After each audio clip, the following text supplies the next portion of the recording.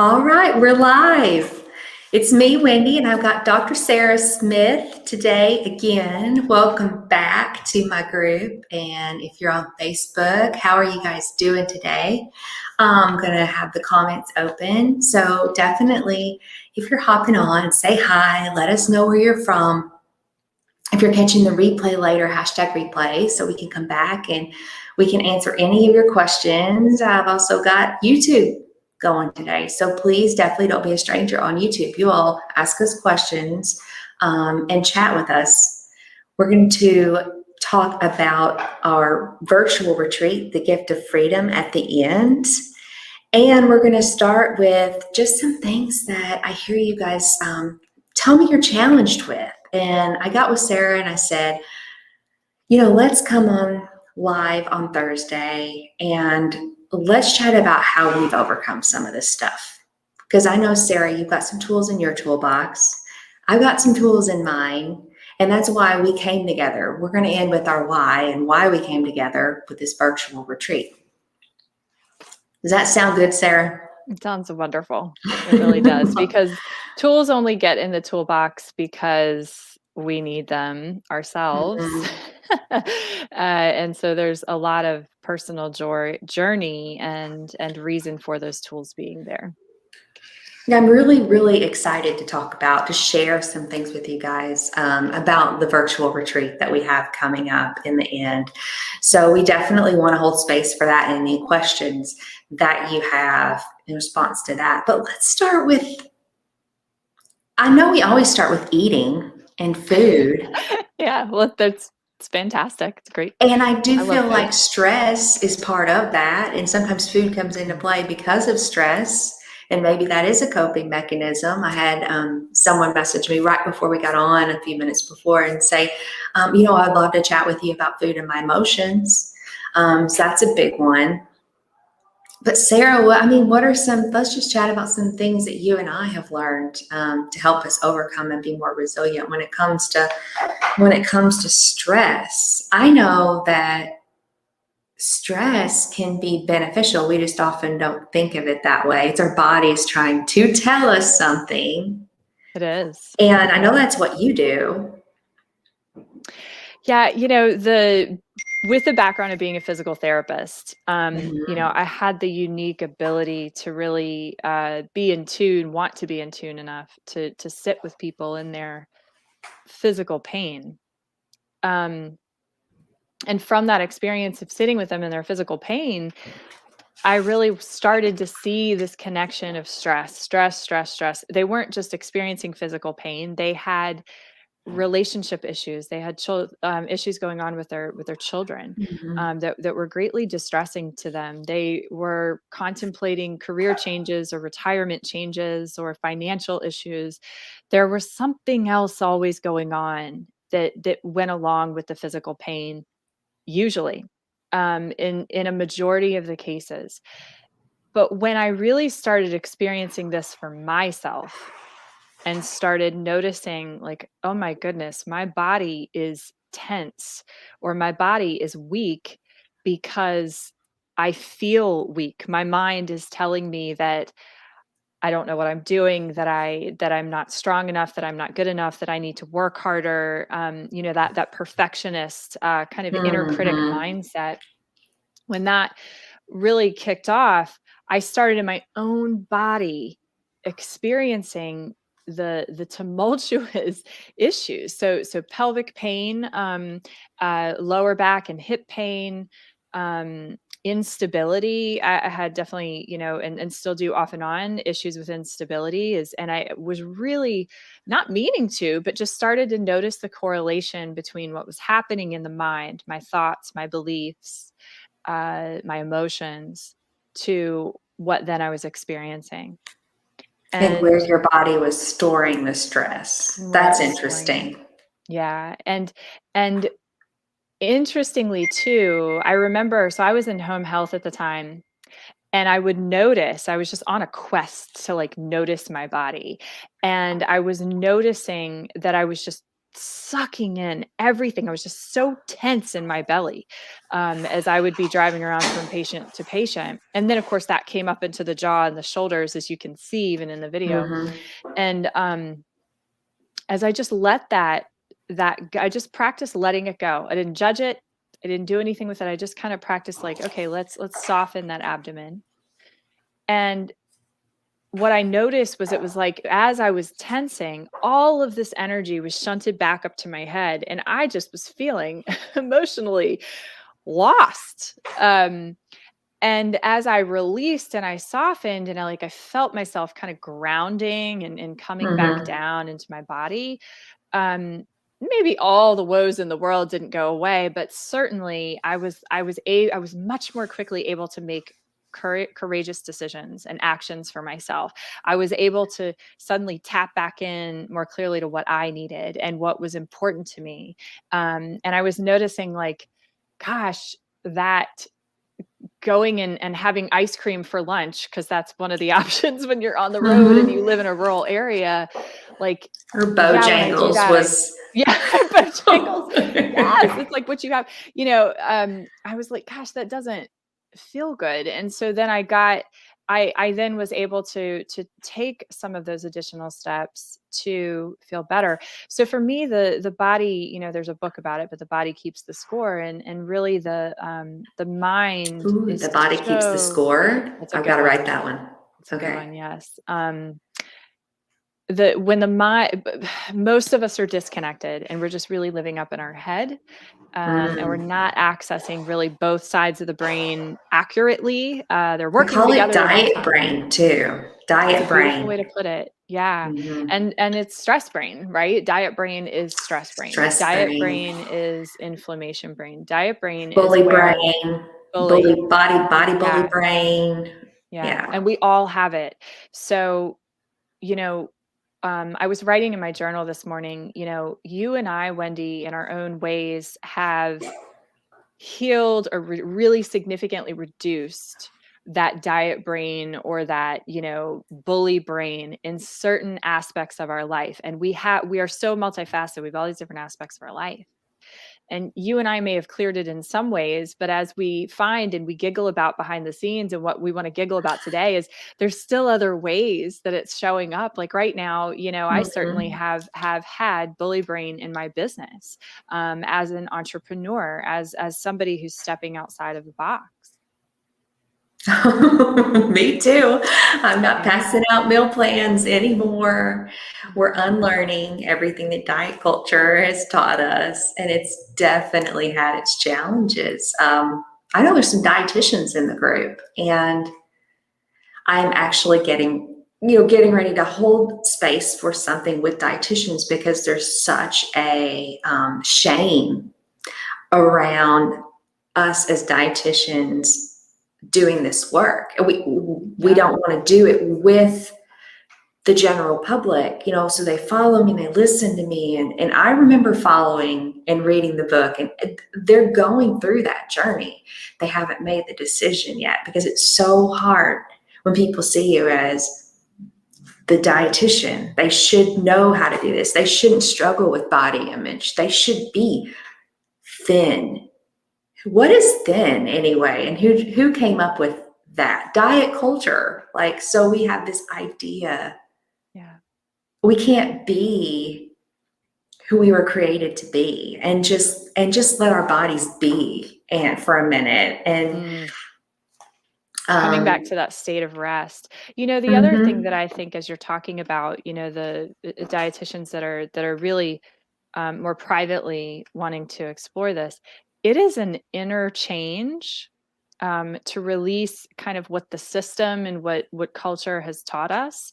Um, it's an inner process first, and this is natural, that this is research and proven. It is an inner process first before it is an outer expression to others. So we have to embody it within ourselves Mhm. and really experience it within ourselves, and chew on it and wrestle with it and try it on, like trying on a new dress or a new pair of pants. I know I've tried on plenty of things that on first account I was like, woo, love this.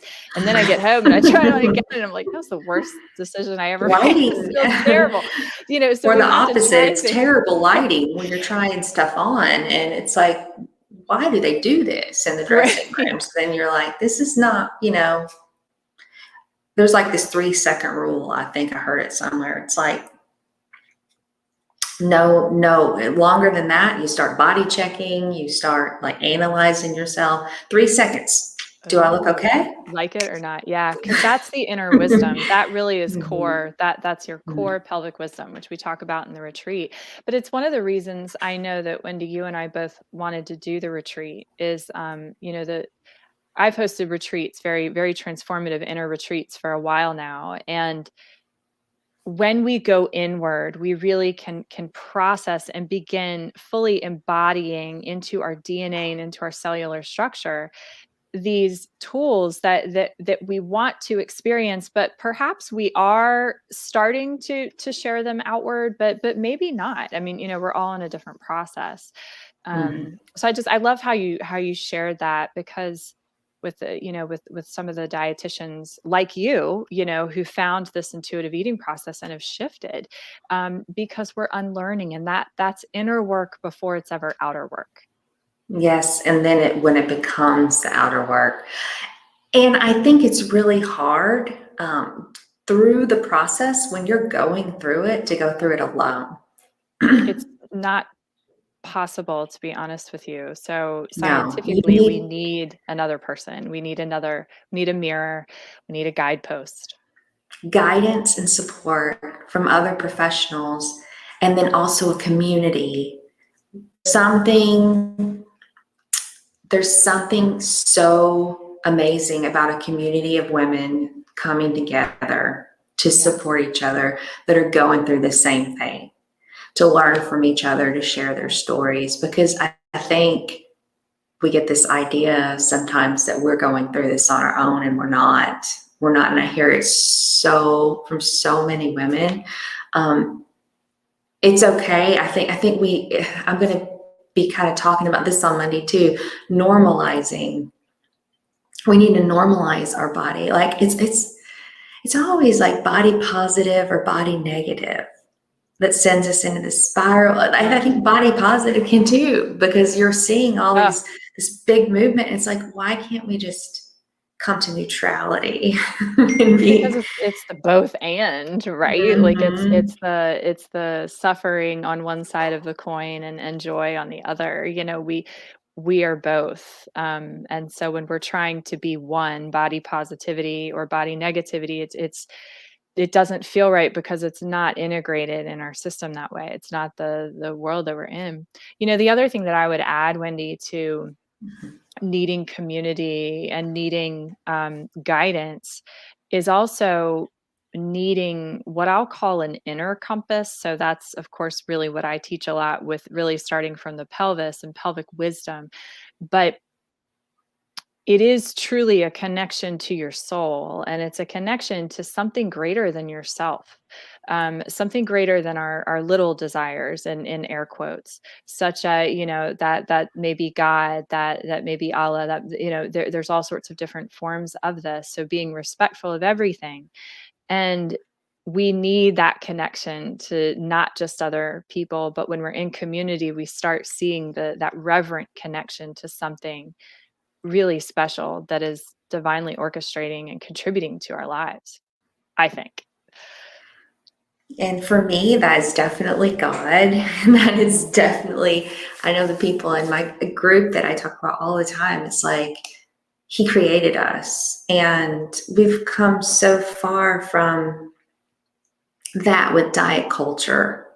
And Mhm. I want to get back to separating our weight from our worth. And so many of the women that struggle, I think when you have a community and you have a support system coming together, like we're going to do in the Gift of Freedom, like that weekend, to share, it's validating to hear what other people are going through, and then have the professionals to help guide you through the process. So we won't go through, Sarah, I know I have a program that walks you through the process, and that of course is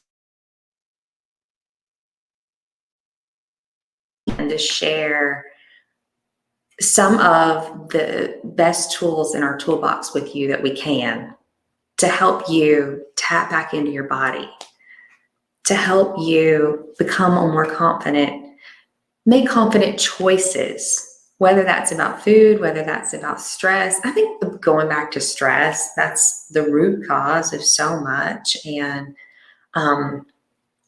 when I think about stress, I think it's our response. It's our response when you, like you said, you start to learn, and start to filter into other areas of your life. So it's our response we have to stress.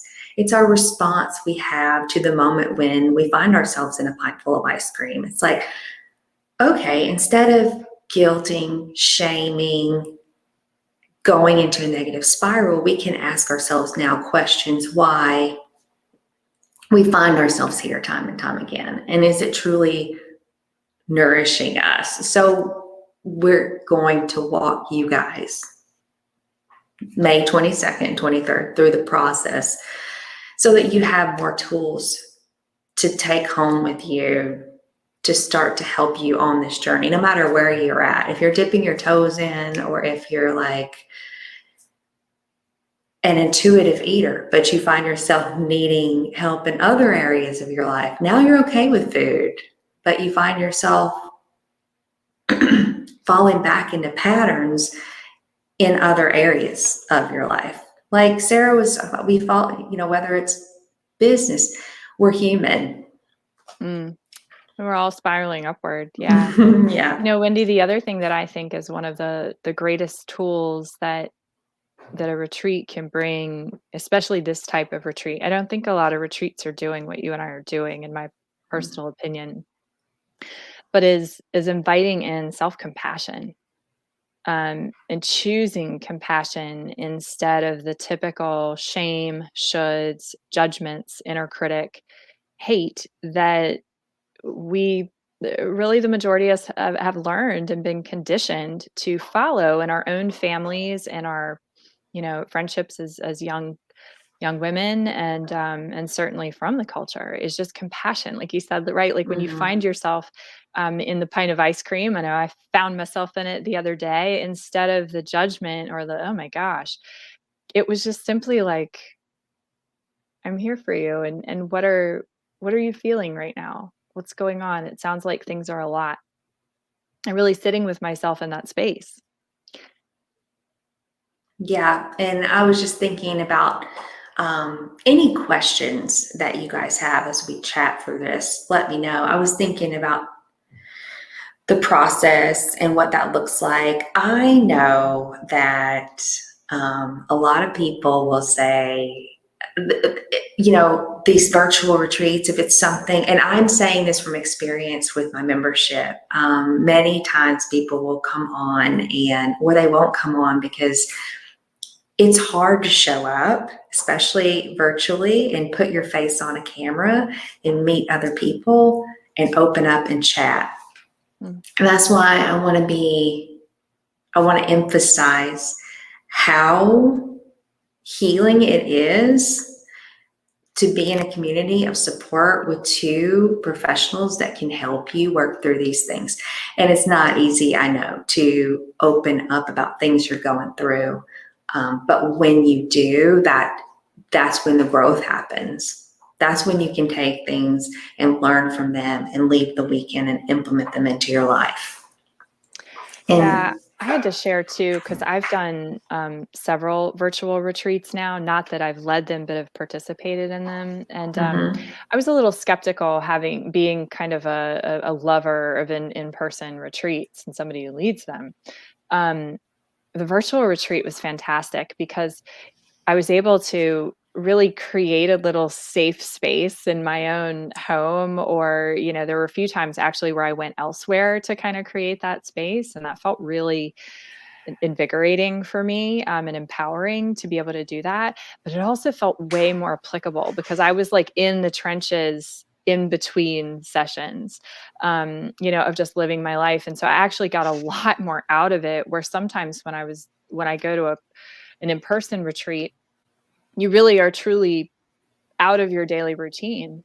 And so the big kind of scratching the head moment for myself and for most people at the end of those retreats is like, how do I implement this? Like this has been great here, but how? But Mm-hmm. really with a virtual platform, while it seems a bit clunky, and like you said, I really like how you pointed out, the discomfort sometimes of being on camera and trying to interact in a strange situation Yeah. that is virtual. It also provides a neat safety net. And I'm going to be bringing my philosophies to the weekend, and Sarah's going to be bringing hers. And so much of what we do separately works well together. I'm going to be talking about intuitive eating. Are we going to have time to walk you, transform you through the entire process? No, but you're going to understand and learn a lot more about what intuitive eating is and how you can begin to, we're going to call diet culture out. Here we go. Oh, I'm so glad. Yeah, I'm so glad to hear that. I think where was I? Intuitive eating. I'm going to bring my knowledge of intuitive eating. There's a lot of misinformation out there. Intuitive eating is being co-opted by diet culture now. I'm seeing it in diets because they know that intuitive eating works and they're using that language.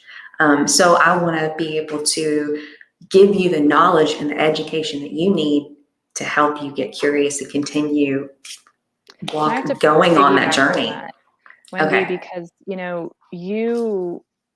one of the things that you and I have that's so special is we really love the education piece of like, you've got to know how to use your body. Mm-hmm. Knowledge is power. And how is your body really working? And you do that so beautifully. I love listening to your videos of just really starting to understand, even for somebody such as myself, I've studied nutrition and hormone health and all sorts of things for the last 17, 20 years, but it doesn't matter when you hear it from someone else, it's vital. And so I love that we really, like, as we were sitting down and we're like getting really into the nitty gritty and the excitement of creating this for you all, we were like, we've got to riff on what the body is supposed to be doing, because when you know the Mm-hmm. coolness of your body and like all the miraculous amazingness that it's doing, and that that God has created within, then it's like, oh yeah, it's so empowering. And like that's part of the cornerstone of what we're going to be really gifting you during this time, is this huge empowerment piece that really is often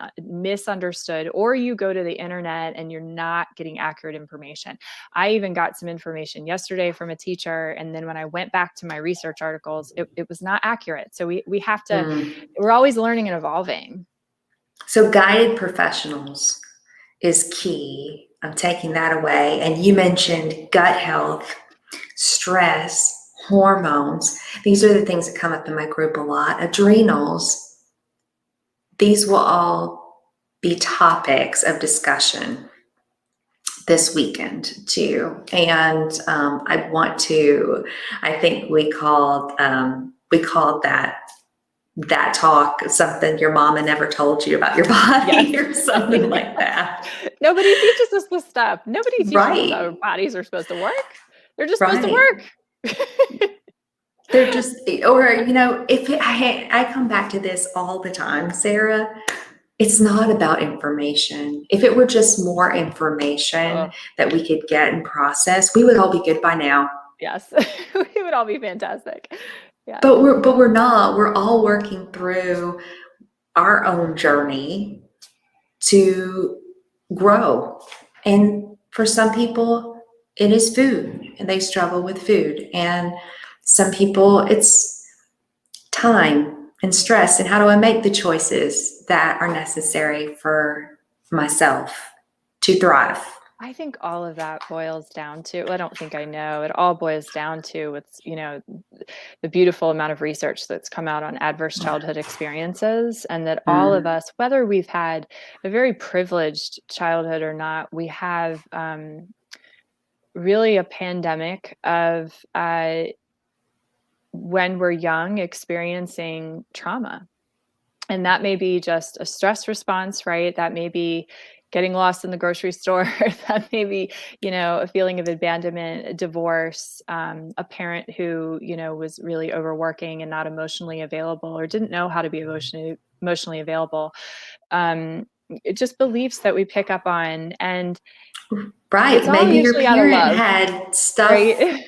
Yeah, that everybody's they got were stuff. working through or never addressed. Yeah. Yeah, and Yeah. so we're undoing that, and the food, the time, the stress, the scheduling, the perfectionism, all of that is just a reflection of something deeper within you. That's I think, and Wendy and I, we've talked about this so much of just that's what's needing to be attended to. And so when you give yourself this gift, we're going inward into these deeper aspects during this retreat.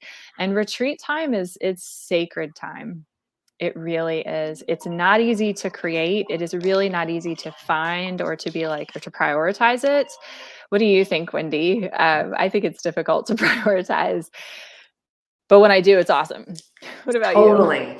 Totally hard to prioritize. I think it comes back to what are your priorities? And we're talking about being stressed, and I just went through a move, a lot of stress.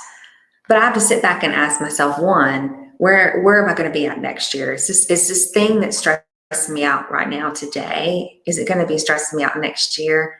And then I have to prioritize like the big stuff and the small stuff. And I kind of look at it that way. And then as far as processing, it's completely different now. Whereas I might have just like flown off the handle in the past or held it all in until I avoided it, until I flew off the handle, or it affected my body in other ways physically. Now I can sit down and I know that it's my response to the stress that's going to be the key to ultimately better health and better life for Yeah. me. So back to priorities, like I know that moving my body is one of my best tools in my toolbox to treat my body kindly with self-care. And I noticed that in the past month, with all the stress that we've had, I have not been doing that. So now I can sit back and not dog myself. We talked about over compulsive exercise and I that love this that. week in my Yes. group too and alive, but I don't dog myself because I've missed exercise X amount a day. Instead, it's Yeah. like, why am I not prioritizing this when I know that this is one of the ways that my body feels better? And we Mm. kind of talked about that. Heather came on and she's, the intuitive yin instructor every other Sunday night. And she said, my body feels better when I move it.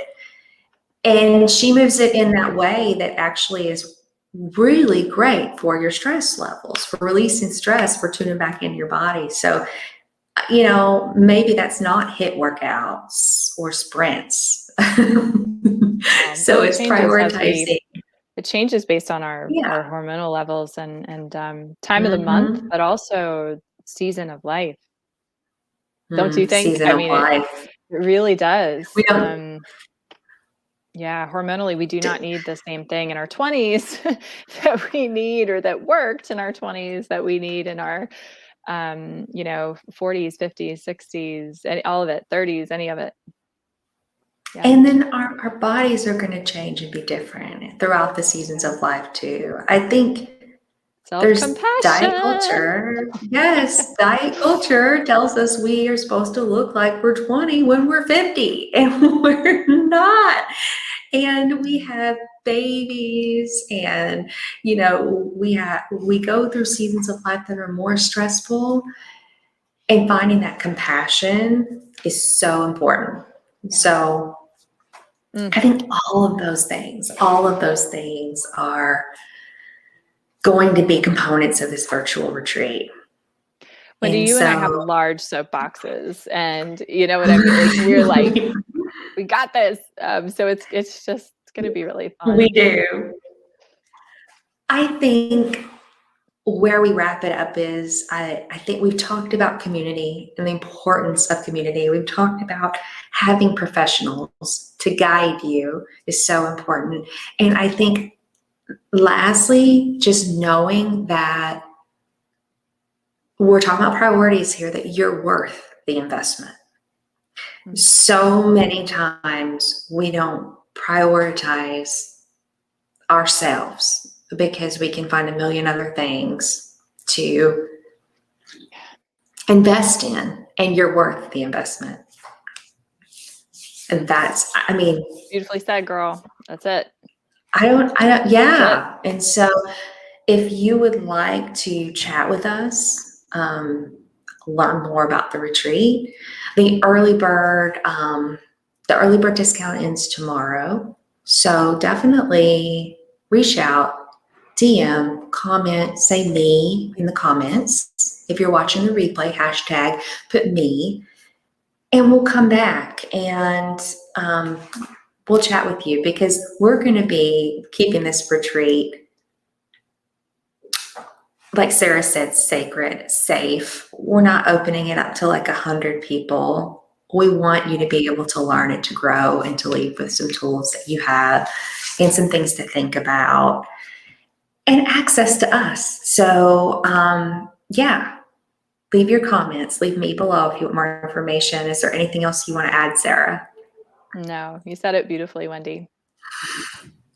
Thank you so much for your time today, for sharing it with us. Any comments or questions, leave them behind. We are so excited to see you guys in May. Bye, guys.